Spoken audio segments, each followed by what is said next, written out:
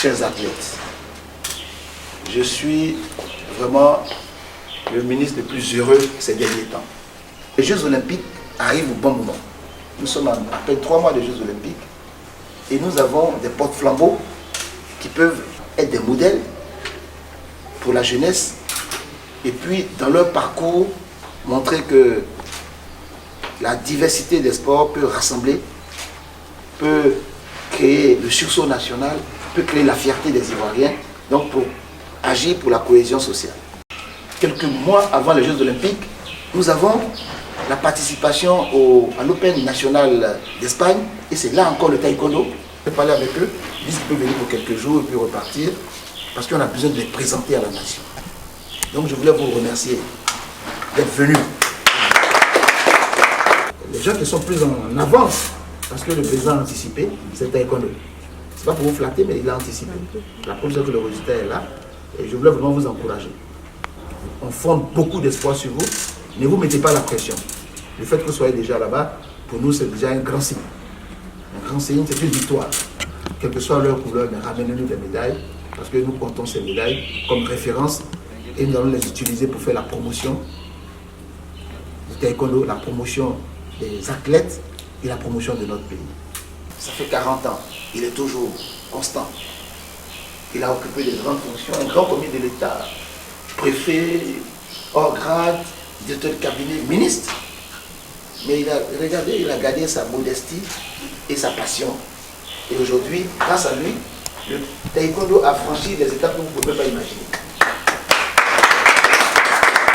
Merci, Maître Odan, par la mise en place d'un centre sportif dédié, c'est l'un des plus grands en Afrique, je ne vais pas dire le plus grand, dédié à la promotion du taekwondo, une discipline et une ouverture sur le renforcement des relations diplomatiques entre deux pays. On n'a pas vu un centre qui joue ses rôles en même temps. Même le stade de Bipé, c'est limite seulement que le football, il n'y a même pas de culture, il n'y a rien d'autre. Malgré l'investissement, sur le plan diplomatique c'est bon, sur le plan du football c'est bon. Mais une activité, un centre qui cumule à la fois le sport, la culture et lutter contre la fracture numérique et ouvrir sur le monde, c'est ce centre ivaro-coréen à la Ouattara. C'est pourquoi le président n'a pas hésité un instant à ne pas faire un décret.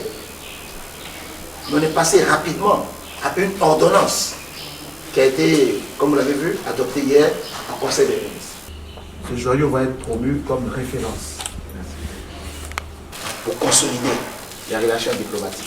Et cela nous le devons, quoi qu'on le dise, à la témérité d'un homme, à la vision d'un homme, c'est le président Papa Cheikh Daniel. Donc souvent dans la vie, il y a des gens qui luttent pour avoir des choses. Il y a des gens qui cherchent plutôt à faire des choses pour que ça reste pour les générations futures. C'est ça.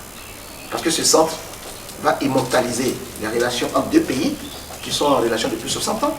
D'ailleurs, à l'occasion de l'inauguration, on va faire coïncider le 60e anniversaire des relations diplomatiques entre la Corée et la Côte d'Ivoire par un bâtiment, par une réalisation concrète. C'est ça, il fallait y penser, il fallait des hommes pour porter ce projet. Il est surpris, parce qu'il pense qu'il a fini, il va aller à la retraite. Il n'y a pas de retraite. Parce que c'est maintenant qu'il faut consolider les choses pour les générations futures. La fédération, c'est les hommes qui passent. Mais là, on a immortalisé quelque chose. Donc, il y a un comité de gestion, il y a un conseil d'administration. Moi-même, je suis dedans. Les ministres qui vont venir seront dedans. Mais il faut des sachants pour que cette affaire-là soit pérennisée. Et donc, il est surpris par ma déclaration, mais il sera réquisitionné. Il va servir la Côte d'Ivoire jusqu'à son dernier souffle. Non mais c'est ça. Non mais c'est ça. Et c'est son destin. C'est son destin de toutes les manières, il est préfet.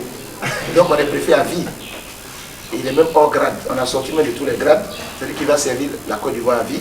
Mais là, ce n'est pas en tant que préfet, mais c'est en tant qu'Ivoirien. Et il a commencé quelque chose, nous pensons qu'on va continuer. Je voulais vraiment le remercier et maintenant me tourner vers vous. Mais ce n'est que le début.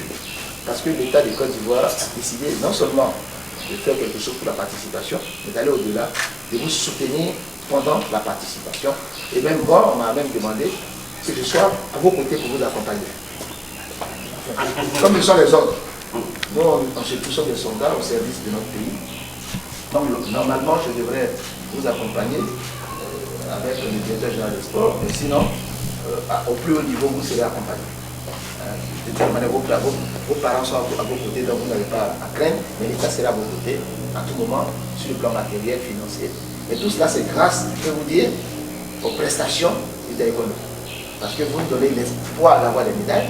Je suis vous qu'on compte pour doubler vos performances, et puis en espérant que l'athlétisme nous apporte aussi des choses. Et maintenant qu'on a une équipe mixte qui est venue s'ajouter, je pense que nos chances sont multipliées par deux. Et donc,